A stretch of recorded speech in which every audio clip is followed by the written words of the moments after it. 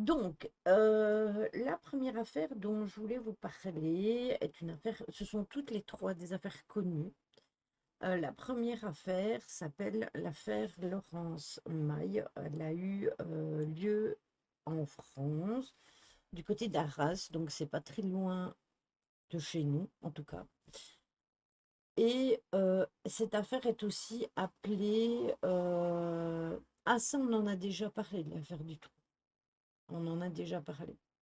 L'affaire John Sableski, c'est une affaire criminelle donc française qui concerne le meurtre de Laurence Maille, qui était sa compagne et qui était domiciliée dans le Nord-Pas-de-Calais, à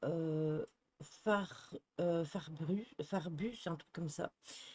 Et le corps de la victime est retrouvé le 5 décembre 2007 dans les bois de Vimy. Donc il n'y a pas très longtemps, 2007, c'est pas si loin, c'est ce millénaire-ci. Il est âgé de 29 ans et il est appuyé par les collègues de travail de la disparue parce qu'il va lancer un avis de recherche pour relayer la justice.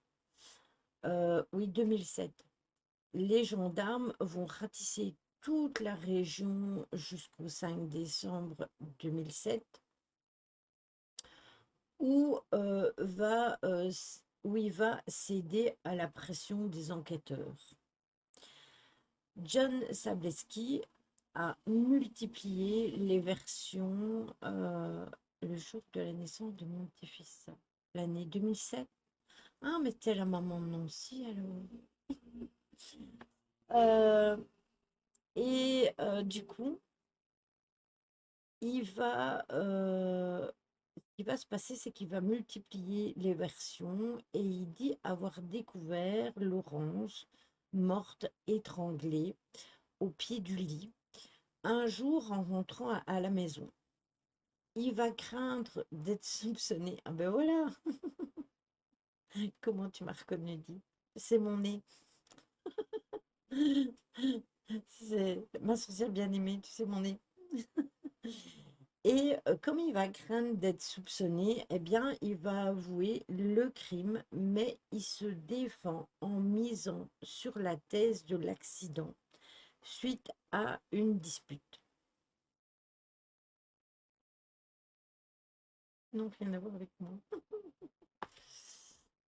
Qu'est-ce qu'il me fait? Alors, elle est partie promener son chien dans l'après-midi, Laurence. Elle est âgée de 36 ans et elle disparaît. Le 28 octobre 2007, John signale sa disparition de sa compagne, appuyée par les collègues de travail de la disparue, donnant lieu à des recherches par la gendarmerie, bien évidemment. Jusqu'au 5 décembre, après la perquisition du domicile, des traces de sang sont découvertes par les enquêteurs dans la chambre à coucher du couple.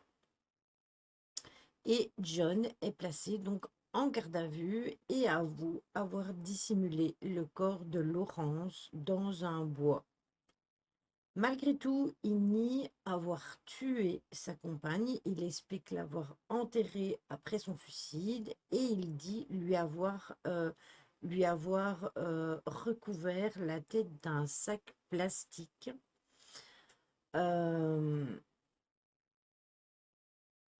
et qu'il a dissimulé donc le corps.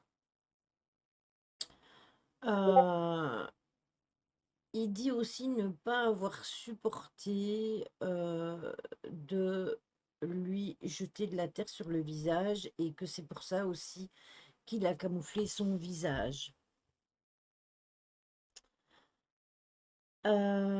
Malgré tout, il nie avoir tué donc sa compagne. Ouais, franchement, ouais. Et en mars 2011, lors du premier jour de son procès, il admet l'avoir tuée en l'étranglant avec son collier. Attention que cette histoire-là, elle est très spéciale parce que quand il va signaler sa disparition, il va faire des affiches pour retrouver sa compagne, alors qu'il sait que sa compagne est disparue et que c'est lui qui l'a tuée.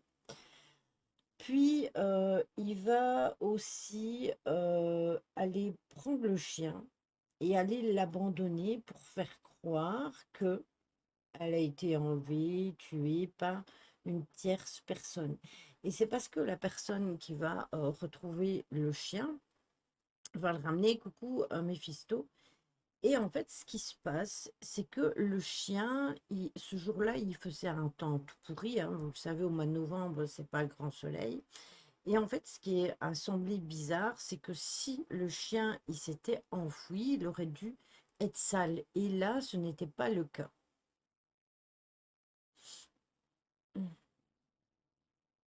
Ben, vous le voyez, mon décor.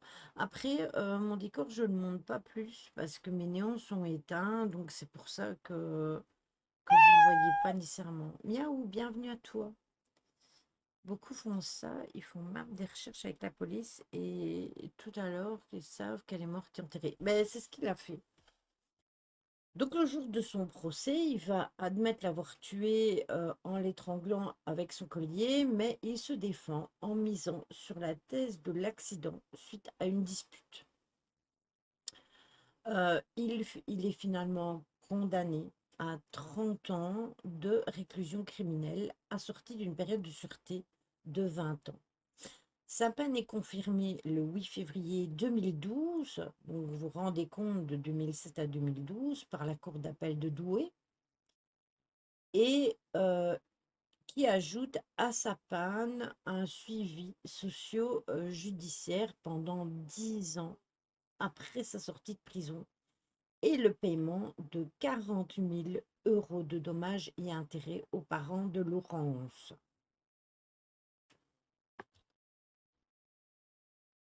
Mais c'est ça, Choupi. Condamné en première instance donc à 30 ans de réclusion pour le meurtre de sa compagne, John Zableski comparaît le lundi devant la cour d'appel de Douai et il va devoir expliquer cette tragique matinée du 28 novembre 2007. Actualisé le 9 février à 13h45, John a été condamné à 30 ans, dont 20 de sûreté, une peine conforme aux réquisitions de l'avocat général et au premier verdict de la cour d'assises. L'homme de 31 ans devra également se soumettre donc à un suivi et une mesure qui n'avait pas été retenue en première instance, c'est la mère de Laurence Maille qui s'est dite soulagée pour l'énoncé du verdict parce que bien évidemment il fallait qu'il soit suivi mais condamné lourdement. L'affaire Marcel Warbeau s'est relevée est totalement fausse. Bah, écoute, moi, tout ce que j'ai vu, écouté concernant ça, après, on n'en a pas encore parlé, on va seulement en parler. Après, je ne saurais pas te dire. J'étais pas là à ce moment-là. Ça s'est passé l'année de ma naissance, donc j'étais pas encore née. Coupable de terribles aveux, ça résonnait dans la cour d'assises de Saint-Omer. C'était en mars dernier. Accusé du meurtre de sa compagne, en novembre 2007, John avait reconnu les faits au premier jour de son procès. L'audience venait d'être suspendue parce que la mère de la victime avait été évacuée dans la salle parce qu'elle s'étouffait tellement elle pleurait. Aujourd'hui, je suis là pour dire ce qui s'est réellement passé, va-t-il dire. Et en voyant le papa et la maman de Laurence, il ne voulait plus continuer, dit-il, dans ses mensonges. Alors, oui, j'ai tué Laurence, dit-il.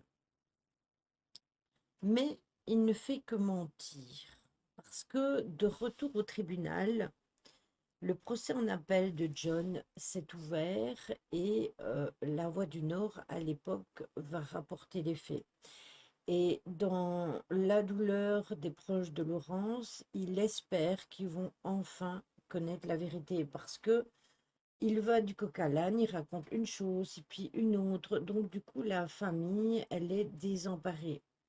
Il fait que mentir, il invente tout pour servir son propre intérêt. Il a, il refusait de s'exprimer même devant les médias. Il n'a pas la même franchise de regarder la famille dans les yeux, car son meurtrier présumé n'a fait que multiplier ses multiples versions, en évoquant un suicide, en incriminant son ex-mari, ou en relatant son prétendu enlèvement de par un voyou. Bienvenue à toi, William 55. Lily, reçois ta notif, s'il te plaît. Ma notif de quoi? Ma notif de quoi je dois recevoir? Tu m'as envoyé quelque chose?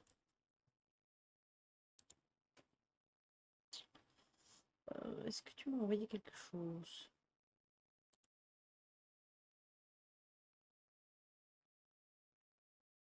La notif de quoi? Face au jury, il est sommé de se présenter. Ah, ma notif de le miaou? Bah pourtant, qu'est-ce que vous voulez que je mette? Un fantôme qui fait bouh. Face au jury, donc il est sommé de se présenter et il faut savoir quand même qu'il était commercial pour une entreprise et la personne qui le connaissait se souvient de sa rencontre avec Laurence en 2006 dans un club de gym qu'il fréquentait. Et lui, il venait de se séparer de son épouse avec laquelle il avait eu un enfant. Et en fait, il va dire, on a fait un bout de chemin ensemble, mais il a mené une double vie et a témoigné tout simplement là-dessus. Je me suis déjà exprimée à ce sujet dans d'autres lives. Et c'est pas le sujet du live. Après, parfois, on en discute de certaines choses qui se passent dans le monde en fin de live. Mais quand j'ai un sujet bien précis, en général, si je suis sur du para, je reste sur du para. Si je suis sur de l'ufologie, je reste sur de l'ufologie. Voilà. Bah, pour moi, oui, c'est pas vrai. Mais ça, c'est encore autre chose. Alors, il va parler de cette dispute qui a dégénéré et usé par les reproches sur sa situation financière. Eh bien, John aura violemment repoussé sa compagne. Le couple vivait depuis plusieurs mois dans un pavillon de la commune et il dit avoir quelques soucis et ce pavillon est situé à quelques kilomètres au nord de Arras. Il va dire bondir sur elle, il l'aurait étranglée avec son collier avant de transporter son corps dans la forêt. En première instance, il reconnaît ses mensonges, ne pouvant se résoudre à assumer ses responsabilités. Mais il avait d'abord feint la disparition de Laurence, mobilisant les médias et en multipliant les avis de recherche, c'est ce que je vous expliquais tout à l'heure, et confondu par des éléments matériels prélevés dans la chambre du couple et dans sa voiture, soigneusement nettoyée, l'homme a indiqué aux enquêteurs l'emplacement du corps au mois de décembre. Il affirmait qu'un certain Marcello l'avait contraint à l'enterrer. Il va inventer mais plein d'histoires. C'était en live, hein. C'était en live que je me suis exprimée après, quand je mets les replays, parfois je coupe certains passages, etc. J'en ai parlé plein de fois, on en a parlé avec Jojo, etc. Euh, Marcello.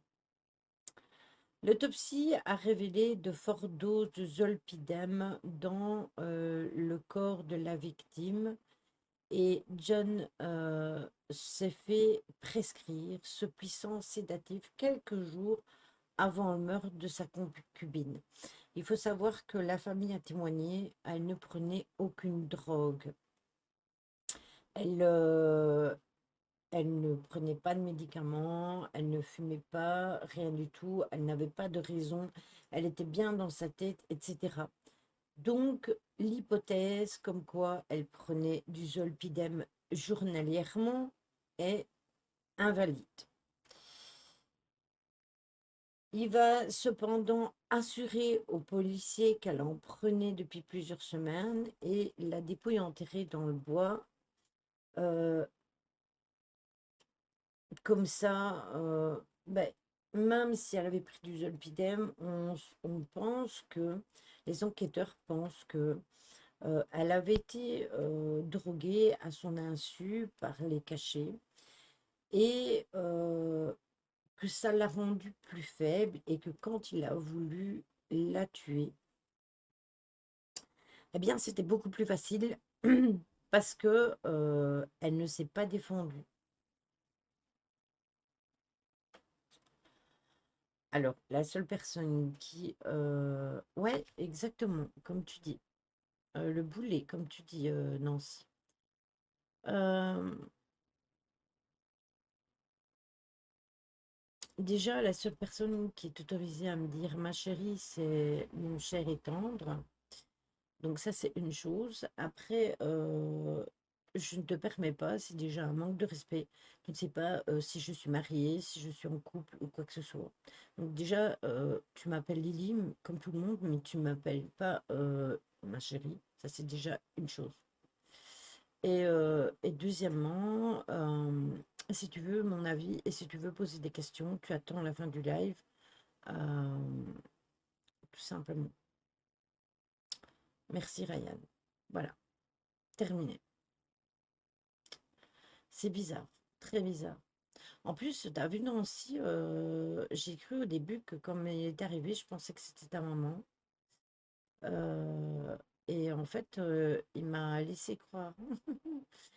D'ailleurs, Nancy, je vais lui mettre son diamant, au moins quand elle viendra, je la reconnaîtrai parce que j'aime bien te reconnaître les personnes qui viennent sur les lives et il n'y a que comme ça, quand les habitués viennent, que je peux le faire.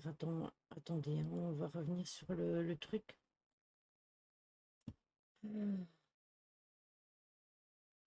C'est dingue, hein, les gens. Non, mais c'est une blague. Je t'ai trouvé. Hop, enregistré. Voilà. Voilà, au moins, tu auras le diamant et je saurai que c'est toi. Non, rien à voir avec moi. J'ai pas osé le bannir. Je pensais que tu la connaissais. Je l'ai pensé aussi. Mais quand j'ai vu que Nancy elle disait non, ça n'a rien à voir avec moi, je me suis dit, ah tiens, c'est bizarre. Les hommes, mais qui te dit que c'était un homme. Bonsoir Chad, comment vas-tu? Donc pour en revenir à notre histoire, euh, j'étais au sédatif, voilà. Donc il s'est fait donc prescrire ce sédatif quelques jours avant le meurtre et cependant, il va assurer aux policiers qu'elle en prenait depuis plusieurs semaines. Donc, les suppositions, c'est qu'elle a été droguée à son insu. Ce qui est étrange aussi, c'est la dépouille qui est enterrée dans le bois fréquenté en matinée. Ça surprend aussi, d'autant plus que le trou pour y déposer le cadavre aurait été creusé avant que la jeune femme ait été portée dans le trou au cours d'une seconde journée du procès. l'homme va quand même s'expliquer sur le mobile et il dit, on a fait 2 ans d'enquête pour rien. Et les 3 jours de procès peuvent être donc une image assez sordide de faits divers. Et ce qui s'est passé, c'est que apparemment, il aurait été creusé le trou, puis il l'aurait tué, et puis seulement après, il l'aurait emmené dans le trou. Ça, c'est les scientifiques qui ont fait, les polices scientifiques qui ont fait des analyses, etc. Et ils ont pu remarquer des choses étranges par rapport à ça. Lui, il a toujours parlé d'une tierce personne qui s'appelait Marcello, qui l'obligeait à faire ça. N'empêche que il a un suivi psychologique. Et petite anecdote, ce gars-là, un jour, sans savoir qui il était, j'ai eu l'occasion de lui parler parce que il a essayé d'avoir une relation avec une de mes amies. Et, et en fait, quand elle a su ce qu'il avait fait, elle l'a bloqué de partout. Et du coup, il est venu harceler les, les amis de mon ami. Donc, voilà, c'est... C'est pas Cyril qui vient de rentrer dans le Didi. Bref, j'ai pas tout saisi. Ouais, il y a quelqu'un de nouveau dans le Discord. Bienvenue. Nancy est dans le Discord. euh,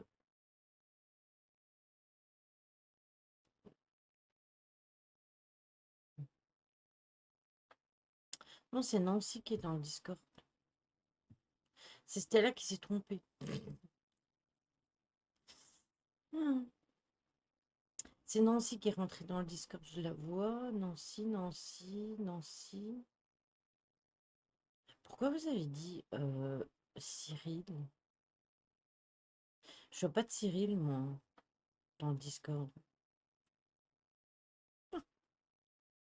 C'est quoi ce bordel? Cyril, bienvenue. Il y a un Cyril. Je vous jure que moi, j'ai que Nancy. Je vous promets. D'ailleurs, regardez. Je fais coucou à Nancy. Voilà, j'ai que Nancy. Mais je suis là. Oui, Ryan. Je le vois pas.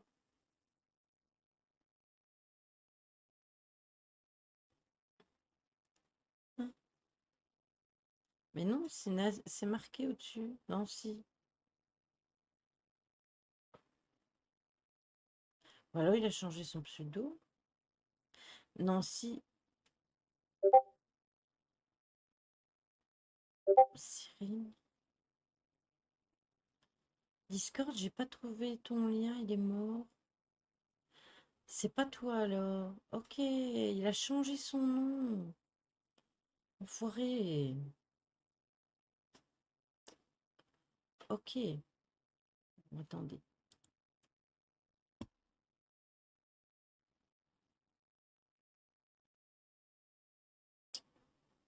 Hum, hum,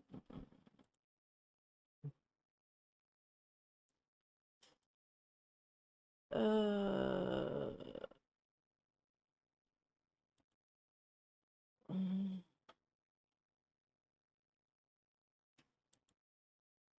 Voilà. Problème résolu. Je n'étais pas sur Discord. Attends, je vais t'envoyer mon lien. Pourtant, mon lien, il fonctionne.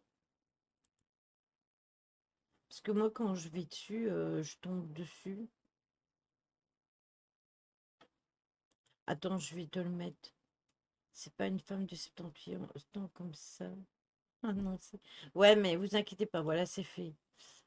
Oui, j'ai trouvé, merci Caro. C'est fait, c'est bloqué.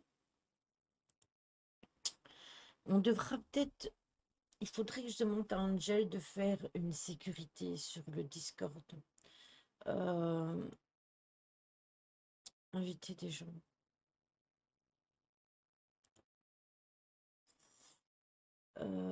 Le lien, copie le lien.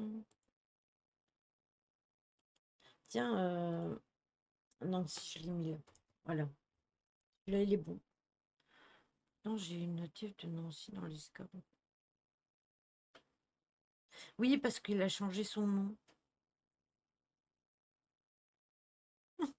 Elle a peut-être trop chaud, Choupi. Donc, Nancy, je t'ai mis mon lien et comment que j'allais dire voilà, il est bloqué, donc vous inquiétez pas. Je vais demander à Angel pour quand les nouveaux ils arrivent sur Discord pour ils aillent dans un salon.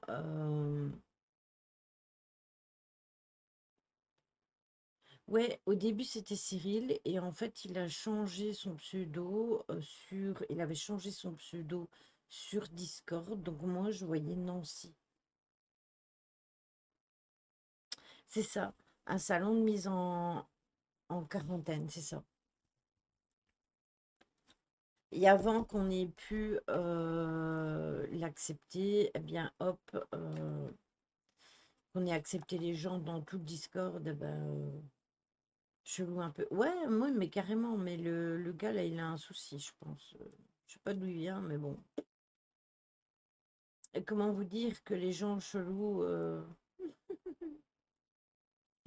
ça devient une mode. Je pense même que la Terre, notre Terre, là, c'est un asile psychiatrique à ciel ouvert, hein. Je ne sais pas d'où il vient encore celui-là. Que souhaite. Donc, nous allons continuer. Et gens chelous, faut les claquer sur un bon grand mur. Ouais. Bah, tenez, je vais vous donner l'exemple de Stella. Hier, Stella, elle met un post et elle dit, est-ce que si vous m'avez déjà eu en visio, etc., est-ce que vous pouvez bien dire que c'est pas moi, que je ne suis pas un faux profil? Parce que il y a quelqu'un qui voulait l'appeler et elle a dit non, je suis pas dispo maintenant et elle veut pas appeler cette personne, c'est son libre droit, son libre arbitre. Et, et en fait, ce qu'il y a, c'est que cette personne-là lui a dit ouais, mais tu veux pas que je t'appelle, ça se trouve, tes blagues, ça se trouve, c'est un faux compte, tu demandes de l'argent. J'ai compris tout de suite, hein. Instant, parce que ça s'est fait à 1 minute près. J'ai vu son post, j'ai répondu directement. Après, la personne a dit ouais, mais non, mais c'était une blague, etc. Mais en quoi c'est une blague de dire ça? Non. Si la personne n'a pas envie de te répondre au téléphone, c'est pas pour ça que c'est un faux profil. Il faut arrêter 2 minutes. C'est des délires. C'est du délire. Depuis quand tu dois mettre absolument une photo de profil, répondre à n'importe quel étranger que tu as sur Facebook? Après, perso, moi, j'aurais pas ce problème-là parce que j'ai fait un tri phénoménal sur Facebook, donc j'ai presque personne, sauf des personnes que je connais. Donc, du coup, ça limite les choses. Mais de où tu es obligé de répondre au téléphone aux personnes en visio en plus, aux personnes que tu n'as pas envie? C'est quoi ce truc? De quoi ils se permettent les gens? Non, mais. Et après, tu dois te justifier en mettant une photo et en demandant à tes amis de bien dire, ouais, est-ce que vous pouvez bien dire que c'est moi? Moi, la personne là, c'était là, j'aurais été toi, elle m'aurait lâché ça. Je l'aurais pris, je l'aurais bloqué direct. Je n'aurais même pas cherché à comprendre. Si ça se trouve, c'est lui le brouteur. Si ça se trouve, c'est un brouteur et il t'a retourné la situation. Moi, j'en ai fini avec ce style de jeu. Allez, hop, tu dégages, tu vas à la poubelle, je ne prends plus la tête. Ça, c'est aussi vite que ça. Et sur TikTok, c'est pareil, il y en a un, il y a une nana, elle harcèle toujours une copine à moi. Elle est venue, ma copine l'a bloquée. Après, elle est venue sur mon profil, l'a maltraitée, mais je l'ai bloquée. C'est aussi simple que ça. Donc voilà, ça c'était l'affaire Laurence Maille. L'affaire suivante, c'est une affaire beaucoup plus sombre. C'est rien, c'est un chat. Ça s'appelle l'affaire Marcel Barbeau. Euh, Ce monsieur-là, donc Marcel-Henri Barbeau, est né le 10 août 1941 dans l'Oise et c'est un tueur en série qui a sévi dans les alentours de Nogent-sur-Oise dans les années 1970. Il est l'auteur du meurtre de 7 femmes et de celui d'un homme ainsi que de 3 tentatives de meurtre commises entre 1969 et 1976. Ces crimes avaient toujours lieu le soir ou tôt le matin, d'où son surnom qui était le tueur de l'ombre. Détenu depuis décembre 1976, il purge toujours sa peine de réclusion criminelle à perpétuité. Il n'a pas pu sortir pour bonne conduite, etc. C'était un fils aîné de conducteur de locomotive à vapeur, d'une mère qui travaillait dans le textile. Il quitte l'école très jeune, après avoir raté son certificat d'études. Un problème avec les chats. À 14 ans, il est engagé dans les ateliers de la clouterie à Creil en tant que chauffeur de rivet. Il a le cœur vaillant, puis il est militant à la jeunesse ouvrière chrétienne et à sa majorité, le 13 décembre 1960, il s'engage dans l'armée et il est mobilisé durant la guerre d'Algérie où il est brancardier. À son retour, il retourne à l'usine et occupe un emploi complètement normal, un emploi d'ouvrier spécialisé à Saint-Gobain. Il fait les 3-8. Du haut de son mètre 80, il pratique la boxe, le judo en amateur et il aurait voulu être parachutiste ou gendarme, mais il est sujet tout simplement au vertige et échoue 8 fois au code de la route. Donc il ne pouvait pas être gendarme parce qu'il fallait savoir conduire et il ne pouvait pas être parachutiste parce qu'il avait le vertige.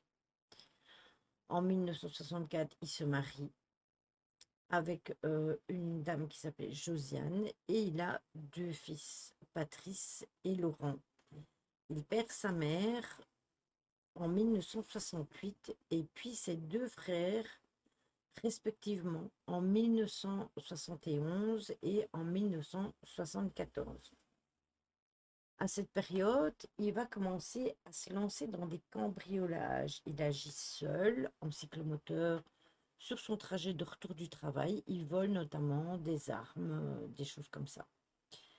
Les décès de sa famille semblaient avoir été des événements qui seront la clé de sa plongée dans le crime et dans la violence parce que sa mère avait subi beaucoup de souffrances de par sa maladie et le traumatisme aurait pu entraîner une volonté de vengeance ou de rites sexuels divers. On ne sait pas trop bien. Vous savez, parfois, il ne faut pas grand-chose pour faire basculer les gens. Quelqu'un qui peut être un peu instable par rapport à quelque chose ou par rapport à des situations, eh bien, ça peut le faire basculer complètement et il peut commencer à déconner.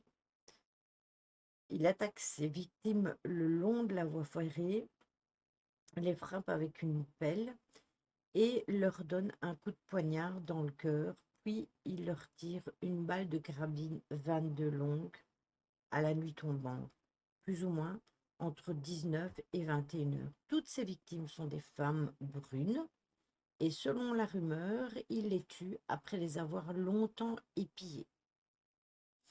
Afin de surveiller leurs faits, leurs gestes, leurs habitudes, etc. Il les dépouille de leur sac à main, il les déshabille, mais ne les viole pas. Ça met cette ville, ce village, dans la terreur complète. Pourtant, Marcel Barbeau est un mari, c'est aussi un père de famille, qui est d'ailleurs exemplaire. C'est un individu renfermé, banal, qui passe comme ça, sans éveiller les soupçons. C'est ce comportement qui lui a permis pendant des années de passer à travers les mailles du filet. Parce que c'est pour ça que les gens, enfin que la police n'aura pas, vraiment d'indice contre lui parce qu'il passe inaperçu. Le 10 janvier 1969, il tire 6 coups de carabine 22 longue sur Françoise Lecron, épouse de l'un de ses collègues, et elle se jette à terre et elle s'en sort miraculeusement sans avoir eu le temps de le voir. Il faut savoir que il va toujours utiliser un 22 longue et que ça sera super compliqué de retrouver quoi que ce soit. Parce que à cette époque-là, la carabine 22 longue était une carabine que le trois quarts des gens possédaient. Déjà, pour la chasse, elle était utilisée et comme il y avait déjà beaucoup de chasseurs, eh bien, c'était beaucoup plus compliqué. Cette femme, donc, va être la seule personne à s'en sortir. Le 14 janvier 1969, Michel Louvet, 17 ans, se trouve sur la voie publique de Nogent-sur-Oise quand Barbeau lui tire un coup de carabine dans le ventre. La jeune fille survit, mais ne parvient pas à décrire son agresseur. Donc il y en a une qui est visée et qu'il rate, et puis il y en a une qu'il touche, mais qui survit. Le 23 janvier 1969, Marcel viole et abat Thérèse Adam, 45 ans, à l'aide d'une carabine 22 longue, dans encore cette même ville. Son corps est retrouvé près de la voie ferrée. La jeune dame avait justement peur et elle va s'exprimer auprès de ses amis, auprès de sa famille, en disant qu'elle se sentait surveillée et qu'elle était la victime suivante. Elle avait appris l'existence des 2 tentatives d'assassinat perpétrées quelques jours plus tôt et une enquête va alors débuter, mais Barbeau, étant inconnu des services de police, n'est pas inquiété. L'affaire est qualifiée de psychose criminelle en raison du rythme soutenu des crimes. Le jeune homme de 27 ans exécute ou laisse pour morte des jeunes femmes de tout âge afin de ne leur laisser aucune issue. Il faut quand même savoir que au mois de janvier, donc le 10, le 14, le 23, la première fois, il va rater son coup. La deuxième fois, il va la toucher sans savoir la tuer. Et la troisième fois, il va réussir son coup. Et puis, c'est terminé. Le village va être de Nogent-sur-Oise, va être à cran.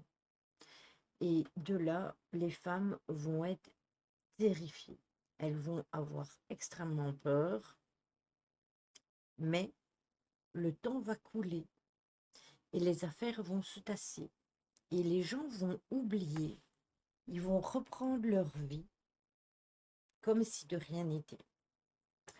Mais le 16 novembre 1969, il va tuer Suzanne Mérienne, 44 ans, d'une balle de carabine dans la tempe, alors qu'elle est dans son pavillon avec sa fille, Micheline Mérienne, alors âgée de 19 ans.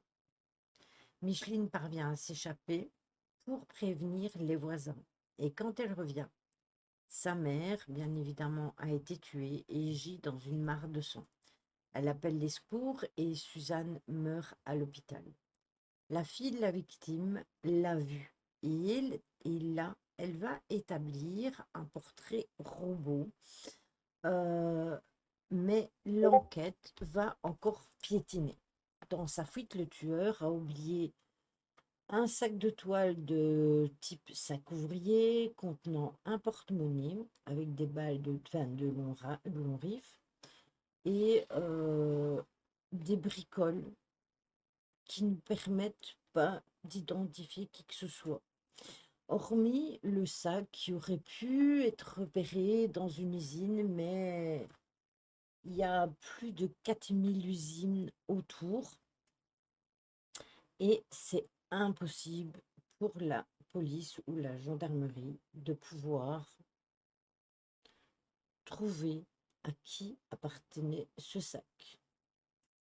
Imaginez-vous 4000 usines avec je ne sais pas combien de milliers d'ouvriers, retrouver un sac qui aurait appartenu potentiellement à une personne. Il aurait fallu vraiment que ce soit un sac différent. C'était un sac gris-noir avec, vous savez, le style un peu à carreaux qui se porte comme ça. Donc, un sac d'ouvrier banal qui a été vendu X fois. Donc, voilà. Le 9 janvier 1970, un homme correspond au signalement du tueur et il est retrouvé mort après s'être jeté sous un train. Dans sa poche, on trouve une clé tachée de plâtre. Or, le sac du tueur contenait des traces de poudre pouvant ressembler à du plâtre. Sa femme l'avait dénoncé à la police comme correspondant au signalement du tueur et il avait été interrogé, puis avait été relaxé. Il se serait suicidé en raison de la trahison de sa femme. Après ces 2 meurtres et 2 autres tentatives, Marcel Barbeau ne va plus faire parler de lui pendant plus de 3 ans. Il est désormais surnommé le tueur de l'ombre pour ses crimes survenant toujours pendant la nuit. De plus, pour la police et les habitants de Nogent-sur-Oise, le tueur de l'ombre s'est suicidé. Mais l'hypothèse tourne court parce que Barbeau va récidiver 3 ans plus tard. Donc pendant 3 ans, il va laisser croire euh, que celui qui s'est suicidé était bien le tueur. Donc pour eux, l'affaire, elle est terminée. Le dossier est clos. Bah oui, mais j'avais mis à boire, je m'étais mise de l'eau dans ma tasse. Pour eux, l'affaire, elle est clôturée et c'est seulement 3 ans plus tard qu'ils vont déchanter. Parce que ça, c'était en janvier 1970 et le crime suivant se fera le 6 février 1973 à Nogent-sur-Oise. Il assomme Annick Delisle, 29 ans, d'un coup de matraque sur la tête, puis la tue d'une balle de 22 longs rifles dans la nuque. Son mari la découvre morte et dénudée tout près de chez eux. Donc, pendant 3 ans, il s'est tenu à carreau. Il savait très bien ce qu'il faisait. Le 28 mai 1973, vers 23 h, un couple, Eugène Stéphane, 24 ans, et Morissette Van Ift, 22 ans, se trouvent sur un parking de cimetière. L'endroit est connu pour attirer les amoureux et Marcel Barbeau arrive sur les lieux avec une arme à feu. Il tue les 2 jeunes gens. Le lendemain matin, Eugène et Morissette y sont retrouvés morts. L'enquête est confiée à la gendarmerie de Lineville, alors elle portait sur les 3 premiers meurtres qui avaient été confiés à la police de Nogent-sur-Oise. Donc du coup, les affaires ne vont pas être recoupées puisque ça se passe dans un cimetière de Laineville. Donc du coup, Ça ne va pas percuter de suite. Le 8 janvier 1974, comme tous les soirs, Josette Routier, 29 ans, quitte son travail d'employée de banque. Elle rentre chez elle et elle est angoissée. Il est 19h30 quand la jeune femme arrive chez elle. Marcel Barbeau la surprend et l'abat de 2 balles. Josette Routier était depuis peu propriétaire de son logement et il était situé au rez-de-chaussée. Madeleine, qui était une voisine de Josette, a entendu des tirs amortis. Le bruit de carreaux cassés qu'elle a entendu vers 16 heures était le fait de Barbeau. Parce que, en fait, il avait cassé un carreau et il avait déjà pénétré dans l'appartement du rez-de-chaussée.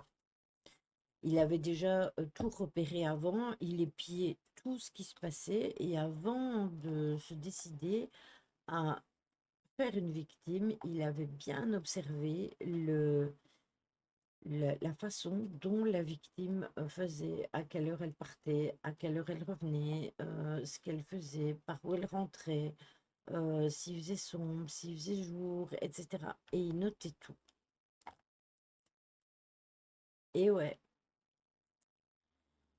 le 11 janvier, donc 3 jours plus tard, 3-4 jours plus tard, puisque du 8 au 11, ça fait 3 jours, le crime est finalement découvert par Madeleine alors qu'elle promène son chien. Parce que Lily dit c'est un fada. C'est un fada. Euh, comment? Ce qui s'est passé, c'est que la voisine, elle va entendre les tirs amortis. Elle va entendre les bruits de carreaux, mais ça ne va pas tilter de suite. Le crime est finalement découvert lorsqu'elle promène son chien, parce qu'elle possède les clés de Josette et elle décide premièrement de ne pas rentrer par la fenêtre, mais d'attendre son mari pour rentrer par la porte. Donc elle attend que son mari revienne pour elle pouvoir pénétrer. Ils se disent maintenant. Arrivés dans l'appartement, eh bien, ils vont trouver le corps sans vie de Josette abattu de 6 balles. Vous vous rendez compte, 6 balles. Son sac à main a été volé, bien évidemment, et en partant, Barbeau a laissé des traces de bottes de taille 42, mais la taille étant tellement répandue, les enquêteurs restent toujours dans l'impasse. Mais oui, forcément, un sac qui ne correspond à des milliers de sacs, une carabine que tout le monde utilise, des bottes d'une taille, voilà. Il vide carrément un chargeur. Ouais, carrément. C'est un truc de fou. C'est un truc de fou. Et c'est pour ça que je vous dis, il n'y a pas que dans les pays étrangers, ça se passe aussi chez nous, à nos frontières. En septembre 1914, eh bien, un nouveau policier arrive dans l'Oise et Daniel Neveu, 34 ans, est affecté à la police judiciaire. Il sera donc le premier à relier tous les dossiers. Donc vous imaginez, depuis le début, aucun dossier n'a été relié les uns aux autres. C'est le 26 novembre 1975, au calvaire Saint-Paul de Nogent-sur-Oise, que Julia, 29 ans, sort de chez elle vers 6 heures du matin pour se rendre à son travail. Elle traverse le parc pour aller à la gare. Marcel la croise. Il la bat d'1 balle de 22 longues. Son corps est retrouvé le lendemain matin dans un cours d'eau qui traverse le parc. Elle a reçu 1 balle dans la tête et on retrouve également son sac à main sans argent. Donc non seulement il la tue, mais en plus il vole.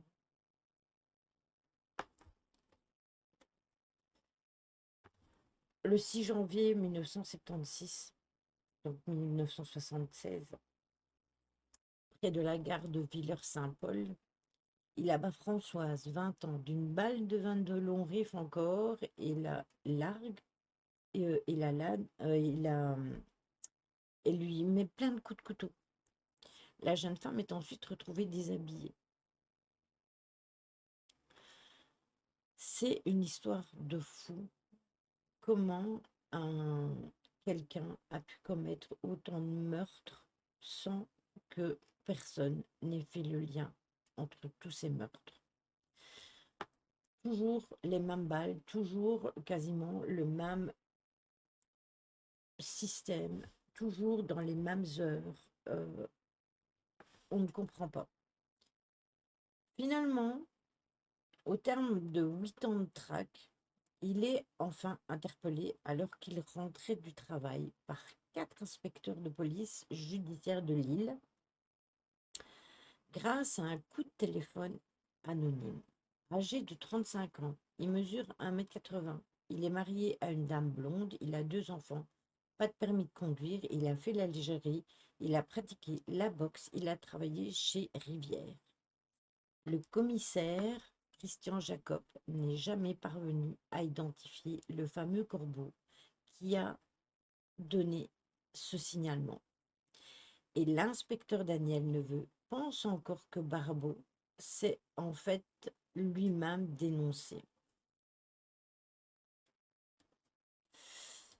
Oui, mais va savoir, là c'était hormis une seule affaire qui ne s'est pas passée là, tous les autres crimes, ils ont eu lieu dans la même ville, puisque tous les gens qui habitaient là, ils étaient morts de peur.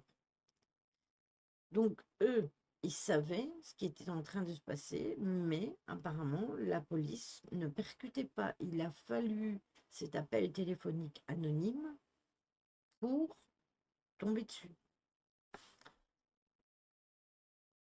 Très étrange, en effet. Mais on n'a jamais retrouvé trace de qui avait téléphoné pour le donner. Donc, il y avait tellement de détails. Comment est-ce que c'est possible que quelqu'un ait eu autant de détails pour le dénoncer? Il fallait que ce soit quelqu'un qui l'ait vu, qui l'ait pris sur le fait et à plusieurs reprises et qui savait ce qu'il faisait.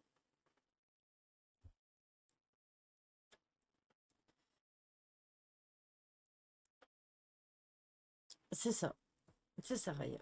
Oui, je sais, c'était là, je sais. Mais c'est souvent comme ça, hein, avec les récidivistes. Pas de complice, jamais. Il n'a jamais été question de complice. Mais va savoir, peut-être il connaissait quelqu'un à qui il en a parlé et qui surveillait pour lui. Va savoir. L'inspecteur, lui, fraîchement promu à la police judiciaire de Creil, réussit, lui, à faire le rapprochement entre Barbeau et les meurtres. Il découvre que la clé de l'énigme est le cimetière de Nogent-sur-Oise, qui se trouve au centre du triangle où sont produits tous les meurtres. De plus, le double homicide commis sur le couple a eu lieu sur un parking du cimetière de Lineville. Or, ce meurtre, bien que différent des autres, est aussi attribuable au tueur de l'ombre. L'inspecteur donc en conclut que contrairement aux autres, celui-ci n'était pas prémédité, mais c'était plus un meurtre d'opportunité. Il avait l'occasion de le faire et il a laissé aller les choses et il s'est laissé porter par son besoin de tuer. À cette époque, faute de moyens balistiques, de nombreuses affaires n'ont jamais été élucidées. Mais tout à fait, non, mais clairement. Mais en plus, ce qui est interloquant, c'est que le tueur se trouvait sur les lieux avant l'arrivée du couple. Il les a observés, il fréquentait ce cimetière et c'est pour ça qu'il les a tués. Parce qu'en fait, c'est pas eux qui étaient là avant lui, c'est lui qui était là avant avec sa carabine, puisque apparemment elle ne le quittait jamais. Et il les a vus et il a eu une pulsion juste de les tuer, tout simplement. Le raisonnement du policier est corroboré par la découverte d'une balle de carabine près du robinet d'eau dans le cimetière de Langeville. Ce robinet est difficile à trouver derrière l'église et seuls les habitués connaissaient son existence. Euh, les policiers décident donc de regrouper les noms des lettres de dénonciation et les patronymes gravés sur les tombes du cimetière. La liste obtenue de 30 noms permet de remonter une nouvelle fois jusqu'à Barbeau parce que sa mère, qu'il adorait, est morte donc du cancer et est enterrée dans ce cimetière de Nogent depuis 1968. Donc en fait, quand il allait sur la tombe, eh bien, il y était déjà. Bien sûr, bien sûr. Celui-là a été résolu, heureusement. Mais oui, même des disparitions d'enfants ou autres qui n'ont jamais été résolues, alors que, limite, ils avaient tout là et les liens n'ont pas été faits. Neveu donc interroge les 30 suspects et lors de la perquisition au domicile de Barbeau à Montataire, le 14 décembre 1976, il est retrouvé dans sa cave une carabine sciée avec un silencieux, un imperméable et différentes casquettes. L'analyse balistique va révéler que l'arme est celle utilisée pour 2 des meurtres. Les armes des autres homicides n'ont jamais été retrouvées, mais le mode opératoire était similaire et laisse peu de doute au fait que ce soit un autre tueur. Marcel, ayant été condamné pour cambriolage dans le passé, eh bien, la police reprend la liste de tous les méfaits qu'il a commis dans la région et ils en découvrent un avec vol d'une carabine. Le propriétaire s'entraînait au tir avec cette arme dans son jardin et les enquêteurs peuvent donc retrouver des douilles dans ce dernier et démontrer que celles-ci ont bien été utilisées pour des meurtres. Le cambriolage est imputé bien évidemment à Barbeau et les policiers peuvent également démontrer que les jours des meurtres correspondent à ceux où Barbeau est de repos alors qu'il travaille dans une usine de la région. Il n'a donc pas d'alibi et il est inculpé par le juge d'instruction et il est transféré en maison d'arrêt de Amiens. Son procès commencera le 25 mai 1981, donc encore un peu plus de temps, devant la cour d'assises, et il doit répondre de 5 meurtres dont il est accusé. Les 3 autres crimes attribués à Barbeau n'ont pu être retenus contre lui parce que il n'y avait pas assez de preuves. Les éléments de balistique retrouvés pendant l'enquête ne permettent pas à cette époque-là de l'incriminer d'une manière certaine. Donc il nie toujours être le tueur de l'ombre, malgré de lourds éléments à sa charge, et il va rester très froid pendant toute la durée de son procès. L'avocat requiert la peine de mort au terme d'un réquisitoire de 4 heures et demie, bien que cette dernière ait peu de probabilité d'être appliquée compte tenu de l'élection à cette époque-là récente de François Mitterrand, qui s'y était déclaré ouvertement défavorable. Il n'y a pas de souci, Choupi. Oui, mais il faisait quand même des analyses, mais assez basiques à cette époque-là. Il pouvait quand même dire si une balle allait dans une arme ou dans une autre arme, s'il y avait des traces. Tu sais, parfois, il y a certaines armes qui font une trace sur la balle, etc. Test ADN date de 1980. Donc, ils ont tous su, ils n'ont pas su tout faire et il n'a pas été condamné à mort à cette époque-là à cause de ça. C'est ça. les rayures qu'il y avait sur les balles, les trucs de ce genre, ben, à ce moment-là, c'était considéré comme étant, entre guillemets, euh, des, des trucs balistiques rudimentaires, mais malgré tout, c'était leur façon de procéder. Malgré la plaidoirie de 5 heures de l'avocat de la défense, le jury va le condamner à la prison à perpétuité le 10 juin 1981, après 6 heures de délibération. Oui, des empreintes digitales aussi, sur l'arme, sur les balles, à voir s'ils mettaient des gants, tu vois. Et s'ils ont retrouvé les douilles et qu'il y avait des empreintes dessus, eh bien, tout, ils peuvent tous corroborer, hein.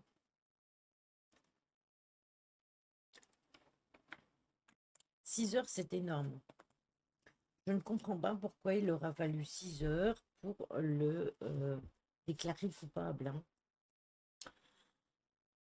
S'étant prouvé en cassation à l'époque, il n'est pas encore possible de faire appel d'un procès aux assises, donc Bourbeau voit sa condamnation annulée le 17 mars 1982 et est rejugé en novembre 1983 par les assises de l'Oise qui le condamnent à nouveau à la réclusion criminelle à perpétuité le 2 décembre.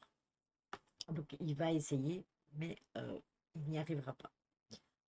Aujourd'hui, en 2024, il est toujours incarcéré à la maison centrale de Saint-Maur, n'ayant bénéficié d'aucune remise de peine. Il est bibliothécaire et fait partie des plus anciens détenus de France. Donc c'est un criminel très connu et qui a... oui, mais il passe en jugement en 1981, les tests ADN tatillonnés. Oui, c'est ça.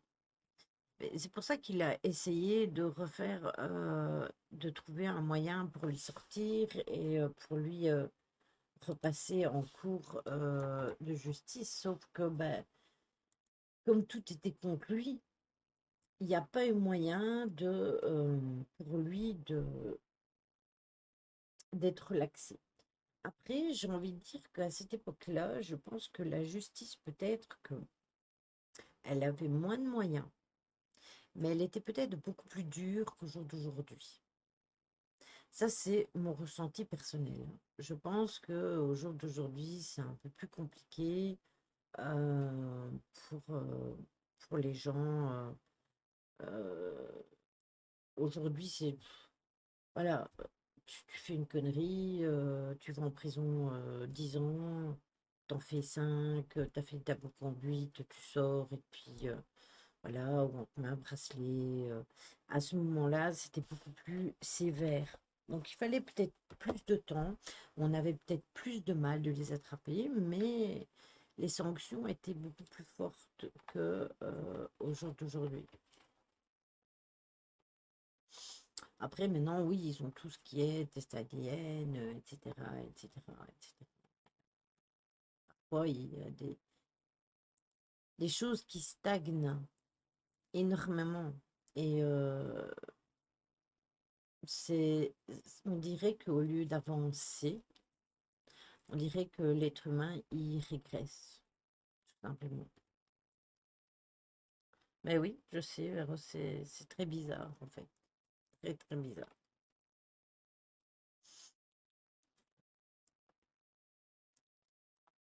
Donc ça, c'était la deuxième affaire. Ce qui est stupéfiant, c'est qu'il est encore vivant.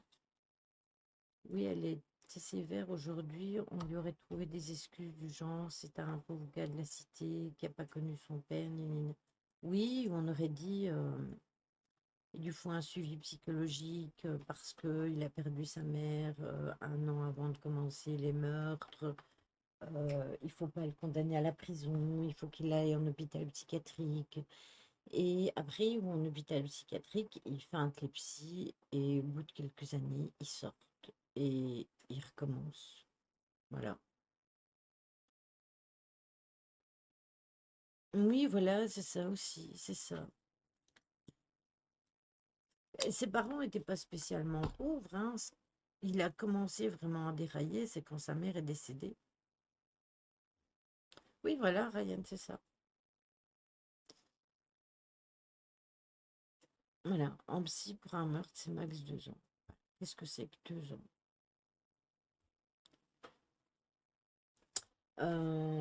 On trouve toujours des circonstances atténuantes à tout au jour d'aujourd'hui, et pourtant, il y a plein de preuves qui peuvent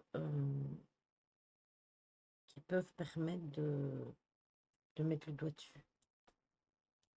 Oui, voilà, Ryan. Mais voilà pourquoi beaucoup sont déclarés zinzin, et voilà pourquoi aussi au jour d'aujourd'hui, il y a autant de... Alors à ce moment-là, c'était pas médiatisé comme au jour d'aujourd'hui, parce que maintenant, comme il y a Internet, tout se sait, hein, de partout. Avant, quand il se passait des choses dans des petits villages, ben, ça sortait dans les gazettes. Quand c'était des plus grosses affaires, alors ça sortait dans les grands journaux. Mais c'était pas comme aujourd'hui. Aujourd'hui, ça passe sur Internet, ça passe en vidéo, ça passe à la télé, ça passe partout. À cette époque-là, c'était pas comme maintenant. Et ça, je peux en parler en connaissance de cause. Et je pense que Véro, elle me suivra sur ce sujet parce qu'on a plus ou moins le même âge. Dans notre enfance, c'était pas comme maintenant. Ça n'avait rien à voir. Nos parents n'avaient pas peur de nous laisser sortir pour aller jouer. Euh, on n'était pas, même au jour d'aujourd'hui, franchement, il y a pour avoir peur de laisser nos enfants, les enfants sortir, mais même nous-mêmes sortir le soir. Vous imaginez que quand j'ai terminé les lives et tout, bien souvent, j'allais sortir les chiennes en laisse. Je ne vais pas loin, hein. Je vais là au bout et puis je reviens.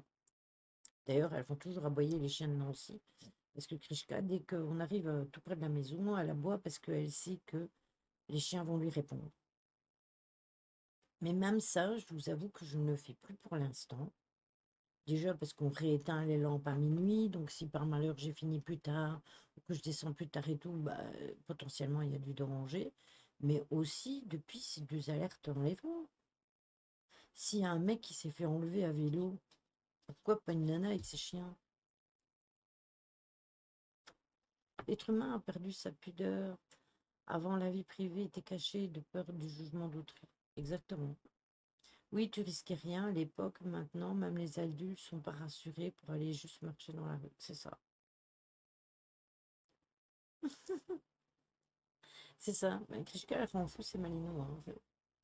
Déjà, quand elle arrive au coin de la rue, elle sait déjà où se situe la porte d'entrée et tout. Et elle a même pas encore traversé qu'elle aboie déjà. Donc, en passant déjà ainsi, alors que la maison, elle fait ça, elle aboie. Et puis quand on revient, ben, là, on fait comme ça, on va par là. Donc là, elle aboie aussi. Aussi, Caro, aussi. Donc voilà, ça devient pénible.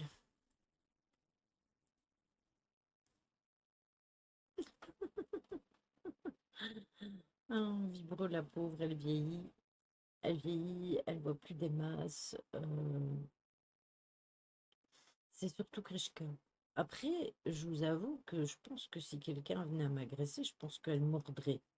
Parce que quand on croise quelqu'un sur la route, j'oserais jamais aller la promener l'après-midi.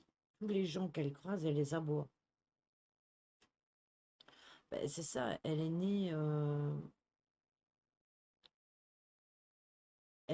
quand on est venu juste habiter ici. Donc les années sont là, hein, 14-15 ans, je dirais. Donc voilà, les années passent. Alors, la dernière affaire, je pense qu'on va savoir l'affaire. C'est celle de l'affaire Jamila Belkacem. C'est une affaire criminelle française dans laquelle Jamila Belkacem est aide-soignante, mythomane. et manipulatrice. Elle a empoisonné son amant. 50 ans, vétérinaire à Bourg-en-Bresse dans les années 1999 et a tenté de faire empoisonner son mari, René Maillard, en février 2003 à Villefranche-sur-Saône par sa fille aînée.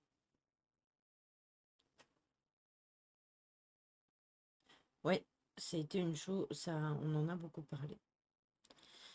Séparation de Jamila et René. On va poser le décor. En 1994, le tribunal de grande instance de Villefranche-sur-Saône prononce une séparation de corps sans divorce, selon Jamila, parce que son époux était homosexuel. Selon René, pour qu'elle puisse bénéficier d'allocations plus importantes. Donc déjà là, il y avait déjà des choses qui étaient différentes. Jacques Brunet a économisé environ à cette époque-là 500 000 francs français pour réaliser son rêve, acheter un voilier et partir faire le tour du monde sur les océans. Préférant vivre ce rêve en couple, il passe une petite annonce pour trouver une femme voulant faire le voyage avec lui. En 1995, Jamila répond à l'annonce à Jacques Brunet et ils se rencontrent. Elle se présente à lui sous le nom de Myriam Maillard et lui dit qu'elle est infirmière titulaire de haut diplôme, fille d'un grand architecte marocain. Elle le séduit vite et il devient très vite épris d'elle. Coucou David. Il la prend en pitié quand elle lui raconte certains passages douloureux de sa vie. Elle est la fille illégitime de la femme de ménage de son père et elle a eu une très grave maladie qui justifie qu'elle doit de temps en temps s'absenter pour son traitement à l'hôpital. Jamila présente Jacques Brunet à René Maillard en disant à René que Jacques est un collègue de travail de l'hôpital atteint d'une tumeur au cerveau, à qui il ne reste que quelques semaines à vivre et qu'il est rejeté par sa famille. Et elle dit à Jacques que René est son demi-frère, Georges, et qu'il est un peu dérangé et qu'il lui arrive de se faire appeler René ou de se prendre pour son époux. Vous imaginez, hein? Elle lui dit que ses 4 enfants sont des neveux et des nièces qui l'appellent maman car ils lui ont été confiés depuis des années et qu'ils la considèrent comme étant leur mère. Jacques, lui, est sidéré, aveuglé et ne peut plus se détacher de Jamila. Carrément. Sur son ordinateur portable, il lui écrit des dizaines de poèmes et l'appelle son soleil d'Éden. Il est constamment en arrêt maladie, apparemment pour dépression. Il est fatigué et agressif et il est comme hypnotisé par Jamila. Il ne lui refuse rien. Elle a de plus en plus d'emprise sur lui et il sombre dans une profonde léthargie et devient apathique et nonchalant. Il passe presque tout son temps à dormir, il a des pertes de mémoire, il ne se souvient plus de ce qu'il a fait les jours précédents. Il s'isolera de plus en plus, il ne voit quasiment plus personne, il est presque injoignable. Il visite des bateaux d'occasion à acheter et Jamila l'accompagne bien évidemment. Les vendeurs observent qu'elle n'est pas motivée par l'achat d'un bateau, ni intéressée par un projet de voyage. Et le 6 avril 1979, il visite un catamaran de celui de Philippe Hébert. Jacques a envie de l'acheter et il projette de conclure dans les 15 jours la vente, donc l'achat, dans les 15 jours qui suivent. C'est ça, Véro. Le 15 février, Jacques et Jamila louent une voiture pour effectuer un voyage en Angleterre. Et le 16 février 1999, Jacques est malade et ne se sent pas bien. Il somnole sans arrêt. Le 19 février, Jacques va mieux, il mange avec Jamila et René. Jamila passe une partie de la nuit avec Jacques dans son appartement. Et à partir de ce moment-là, il ne répondra plus à aucun appel téléphonique et plus personne ne le verra vivant. Le 20 février, Jamila part en voyage 4 jours en Angleterre avec ses enfants. Le 26 février 1999, vers 17h30, Jamila téléphone aux pompiers pour donner l'alerte. Elle dit s'appeler Myriam et que son compagnon, Jacques, ne répond plus à ses appels téléphoniques. Elle semble très inquiète. Les pompiers la rejoignent devant chez lui. Ils sentent comme une odeur de brûlé à travers la porte d'entrée de l'appartement. Les pompiers vont ouvrir la porte avec un pied de biche et l'intérieur de l'appartement est rempli de suie. C'est lugubre. La lumière extérieure y pénètre à peine. Éclairant avec une lampe de poche, ils vont découvrir dans la chambre le corps carbonisé de Jacques sur son matelas. Jamila leur dit que Jacques avait l'habitude de prendre des somnifères le soir pour s'endormir en lisant à la bougie pour éviter de devoir se relever pour éteindre la lampe. Plusieurs boîtes de médicaments sont sous le matelas et ils vont en déduire que la mort de Jacques est accidentelle. Il a dû s'assoupir en lisant une bougie, a dû basculer et mettre le matelas en feu et à l'appartement. Le médecin de garde délivre un certificat de décès et un permis d'inhumer. Exactement. Surtout avec le fait que elle a ces deux noms-là, mais en plus, elle change les noms des autres, donc des personnes qui sont autour d'elle. Choupi, courage. Le 22 mars, l'épouse de Jacques reçoit une lettre anonyme de la part d'une femme. Elle se présente comme étant la maîtresse clandestine de Jacques. Cette personne écrit qu'elle a appris la mort de Jacques et elle demande à la destinataire de ne pas soupçonner Myriam. Cette personne affirme que Myriam est quelqu'un de bien, qui n'a rien à voir avec la disparition des économies de Jacques. Cette lettre a l'effet inverse, justement, parce que les soupçons vont se focaliser, donc, à ce moment-là, sur Myriam. Jamila va téléphoner à de nombreuses reprises à Yves pour essayer en vain de le convaincre que l'incendie a bien été provoqué par une bougie qui a enflammé les couvertures et le matelas, ce qui était donc accidentel. Donc elle veut absolument que tout le monde croit que c'est un accident. Quand je dis Yves, c'est celui qui vendait le bateau. Ah oui, parce que ce fameux bateau, elle l'a tué pour ça. C'est parce qu'il voulait l'acheter le bateau et qu'elle ne voulait pas qu'il utilise cet argent pour acheter un bateau. Ça ne lui intéresse pas. Les gendarmes vont donc aller à l'adresse de Myriam, à Villefranche-sur-Saône, pour l'interroger et ils découvrent alors là sa véritable identité, Jamila Belkacem. Myriam est un prénom, c'est le prénom de sa fille, de sa dernière, de la cadette, et il constate que plus de 500 000 francs, environ 75 000 euros, ont été virés des comptes de Jacques au bénéfice de Jamila. Des chèques de Jacques ont été signés par, euh, par celle-ci et l'argent a disparu des comptes de Jamila. Elle s'est passée à Villefranche-sur-Saône.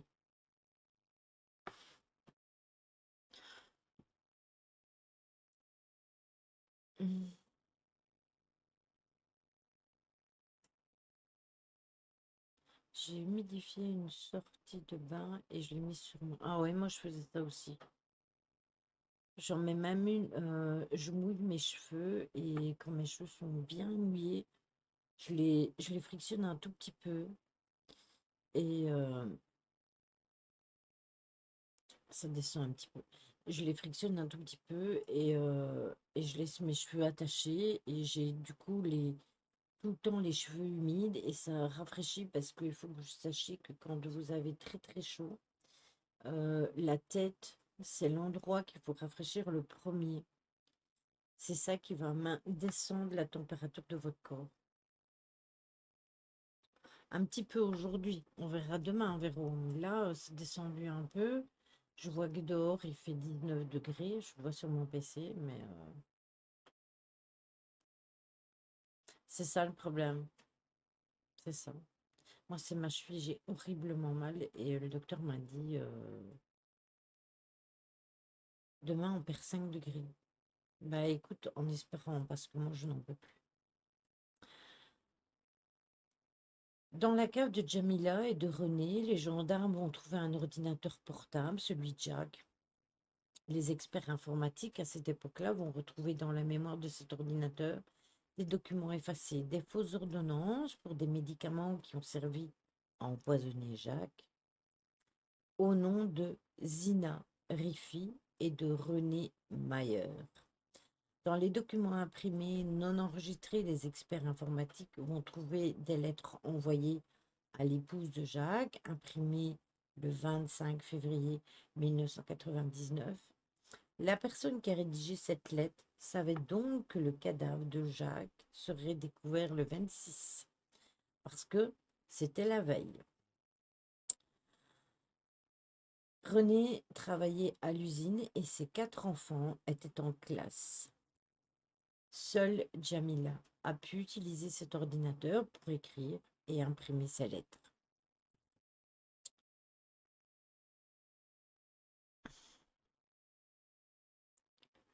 Mais n'importe quoi, les gens, achetez-vous une vie, s'il vous plaît. Achetez-vous une vie. C'est incroyable.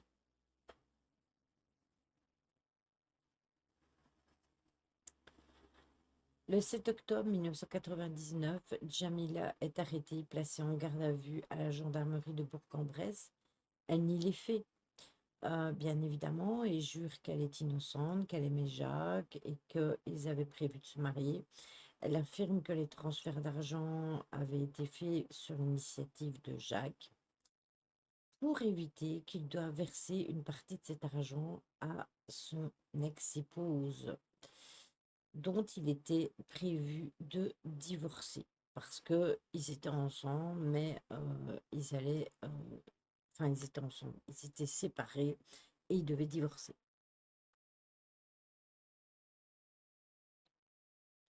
Trop tard, je ne t'ai pas dit que je venais tout à l'heure. Hein.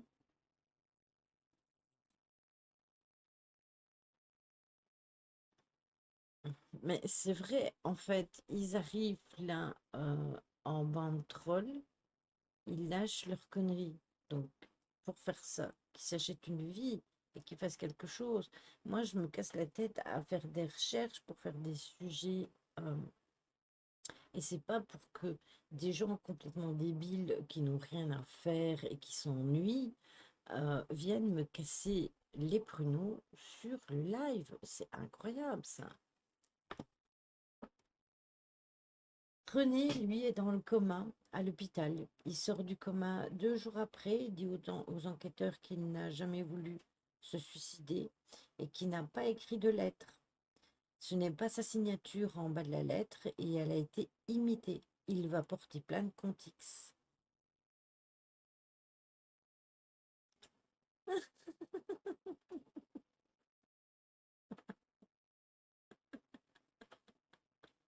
Un héros. Le 13 mai, sa fille aînée, Donia, est arrêtée, placée en garde à vue à la gendarmerie de Bourg-en-Bresse. Elle avoue que c'est elle qui a tapé la lettre sur l'ordinateur de son père à partir de brouillons que lui a transmis sa mère lors d'une visite au parloir à la maison d'arrêt en compagnie d'une amie de sa mère.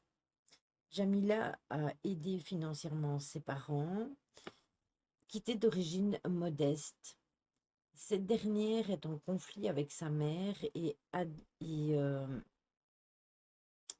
comment Jamila, elle, enfin, son amie donc Ziam, euh, elle est d'origine marocaine et elle est en conflit avec sa mère et elle va vouer une admiration complète à Jamila. Et Ziam et Donia ont apporté les lettres au parloir et Jamila les a signées en recopiant la signature de René, inscrite sur le carnet de correspondance de sa fille. Cette idée lui a été inspirée par un livre de la bibliothèque de la prison décrivant l'affaire Robert Boulin. Donc vous imaginez cette gosse.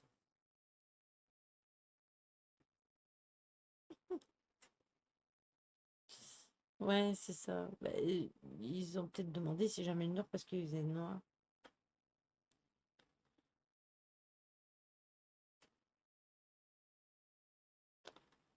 Oui, voilà, c'est ça, c'est ça. Jamila s'est procuré des antidépresseurs, les mêmes que ceux qui ont servi à empoisonner Jacques auprès du médecin de la prison. Elle les a pilés et elle les a transmis à Siam et Odonia et pour que René soit empoisonné et pour que ce soit incorporé à la nourriture. Donna est mise en examen pour tentative d'assassinat et incarcérée à la maison d'arrêt de la Talaudière dans le Loir. Et en novembre, Jamila est condamnée à la réclusion criminelle à perpétuité avec 22 ans de sûreté. Ziam, elle, est condamnée à 12 ans de réclusion et Donia Maillard est condamnée à 5 ans de prison, dont 3 ans avec sursis. C'est un truc de fou. Vous imaginez arriver à tourner la tête de sa fille et de son ami afin de pouvoir tuer son ex-compagnon, enfin son ex-mari, qui avait été arrêté puisqu'il avait été accusé de complicité, pour qu'il soit empoisonné en prison par sa fille qui était. C'est, c'est un truc de fou. Moi, je ne comprends pas, par l'ami de sa fille qui était. Je ne comprends pas comment on peut arriver à faire des choses de ce style. C'est vraiment, tout est manipulé et tout. Hum, Sinon, pour Caro, je parlais du dernier message. J'ai pas. C'était quoi le dernier message encore? J'ai pas vu. J'ai pas vu, je pense, le dernier message. J'ai vu qu'il avait été banni. J'ai vu le premier, j'ai vu qu'il a été banni et je sais plus c'était quoi.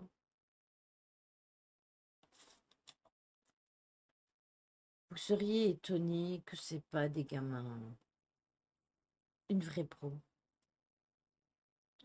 Moi, je suis sûre que ce sont pas des gamins. Non. Ah oui, mais c'était un troll, ça c'est sûr. C'est pour ça que j'ai eu l'idée de dire. C'est pour ça que j'ai dit achetez-vous une vie. Parce que, en fait, les gens au jour d'aujourd'hui, ils ont besoin de casser les pieds aux gens pour se sentir bien. Et le fait de troller, on dirait que ça leur donne, ça les gratifie, qu'ils se sentent mieux. Alors que, voilà. Hum, oui, je l'ai lu. Question pour un streamer. Juste. En majuscule en plus. Je peux pas le rater. Juste. Question pour un streamer qui veut gagner des millions.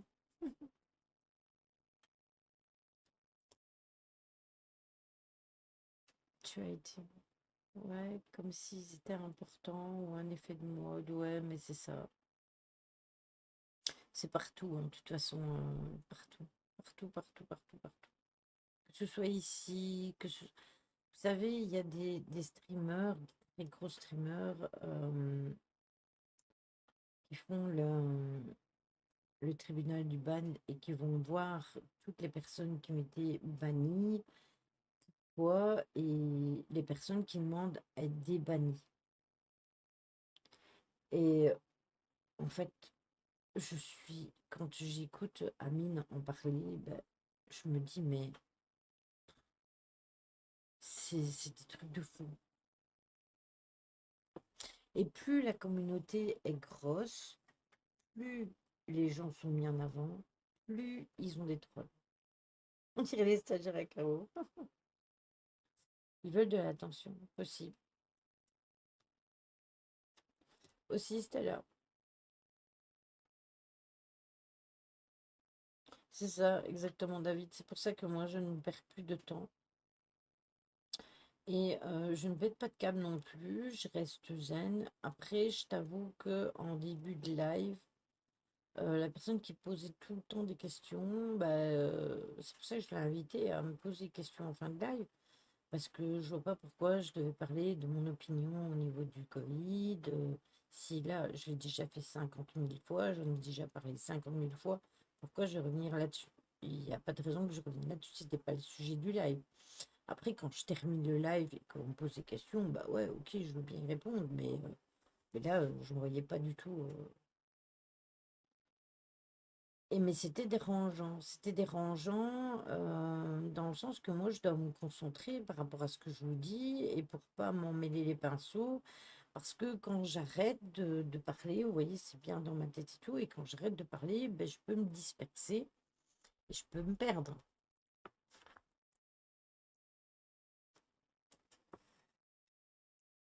Donc c'est pour ça. Alors, attendez, je vais regarder, c'est quand la nouvelle lune?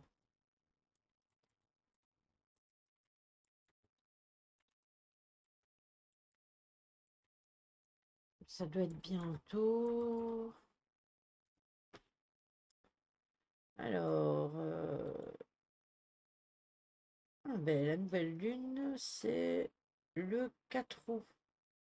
Le 4 août, donc c'est dimanche.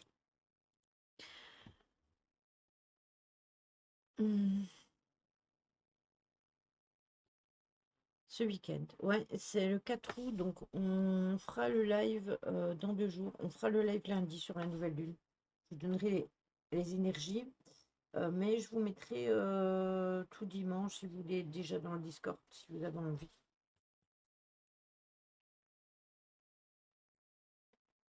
Tu l'as eu où? Ta tête de licorne. Ma tête de licorne est où?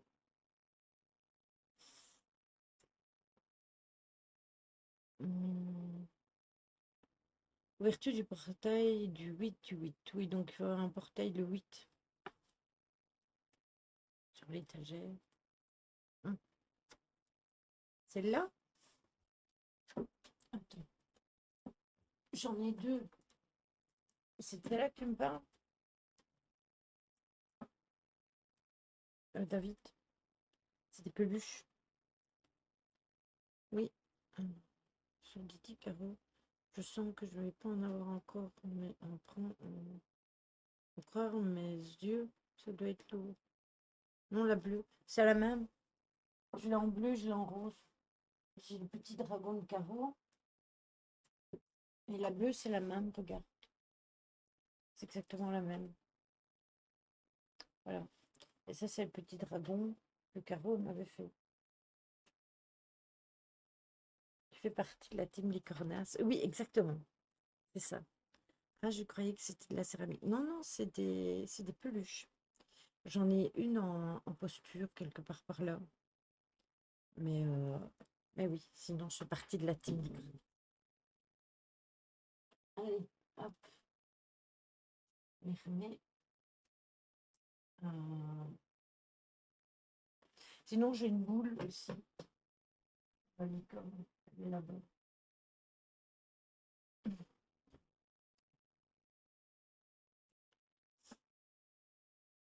Je suis adulte et je fais beaucoup de fautes. Oui, mais il y a faute et faute, hein. Euh, voilà.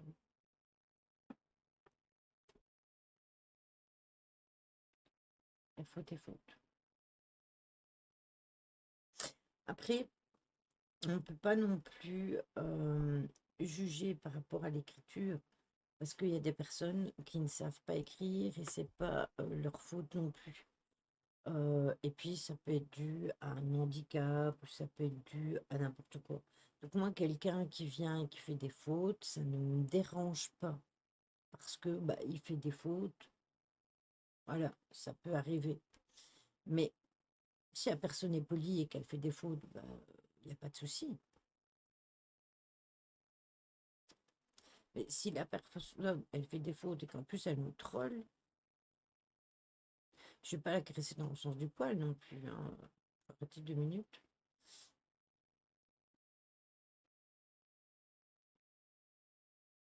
Oui, aussi. Après, moi, je parle en connaissance de cause, Caro, tu vois, parce que moi, mon fils, il sait pas écrire. Donc, voilà. D'ailleurs, j'ai oublié de l'appeler. Encore.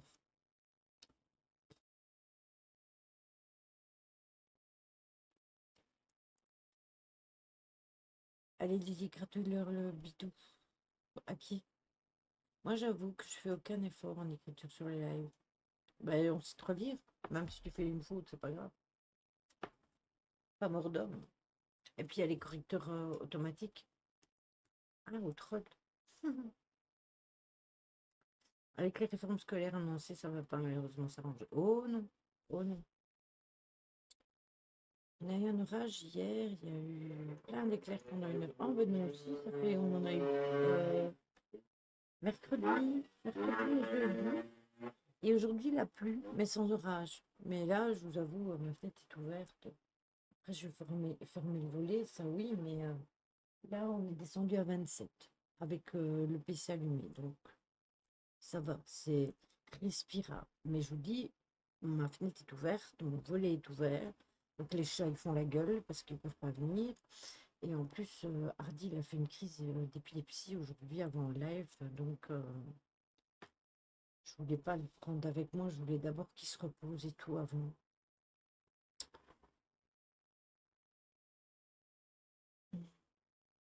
Mais nous, quand on est revenu mercredi, ça s'éclairait partout dans le ciel.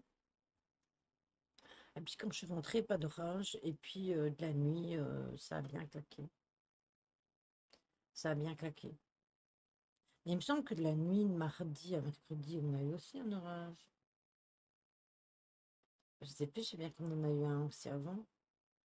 Ou c'est de mardi à mercredi, et puis mercredi soir.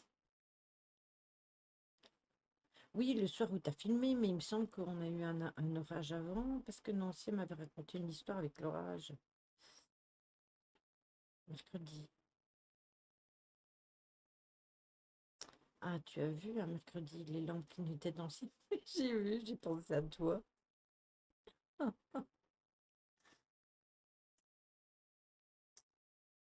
Possible, possible, David.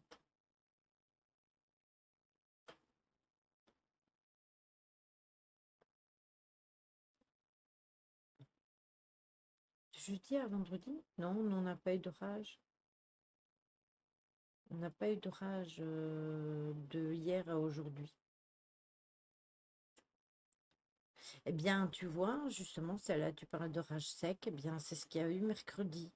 C'est seulement beaucoup plus tard que l'orage, il a éclaté. Avant, c'était des orages secs, donc on voyait des éclairs et tout, mais... Ah nous, non, on n'a pas eu d'orage de la nuit.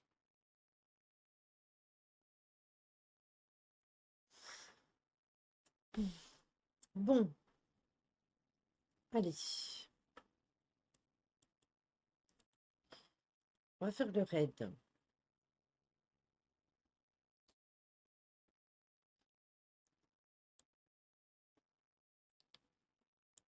Hmm.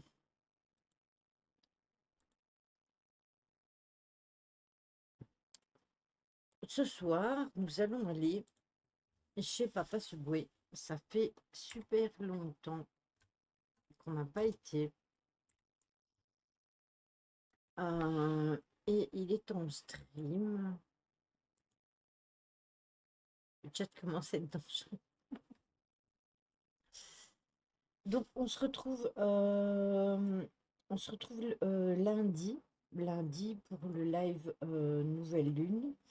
Je vous mettrai, si vous voulez, déjà les rituels, mais normalement, ouais, je vous mettrai déjà les rituels demain soir et je vous mettrai tout lundi. Voilà. Lundi après le live, je vous mettrai tout, mais les rituels, je vais vous les mettre avant. Ainsi, si vous voulez les faire avant, hormis chèque d'abondance, bah, vous les aurez déjà dans le Discord et si vous voulez les faire, même si.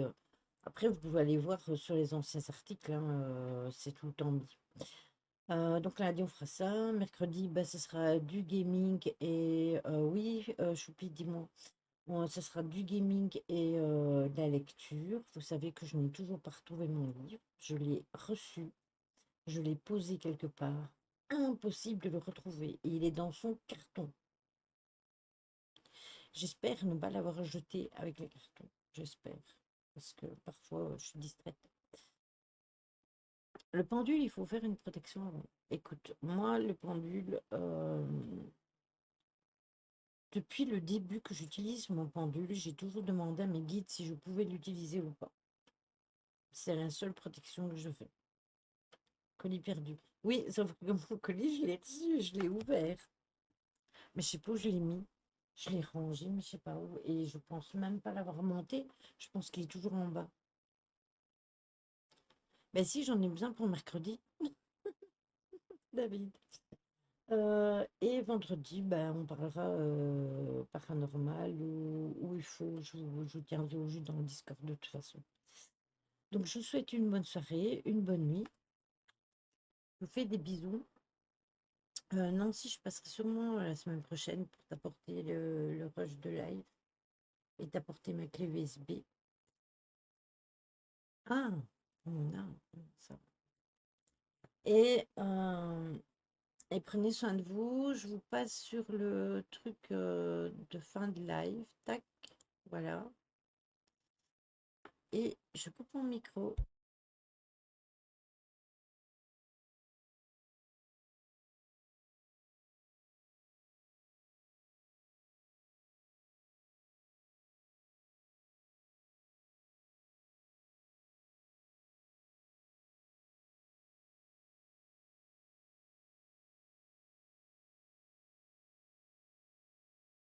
Celui qui allait vérifier n'importe quoi.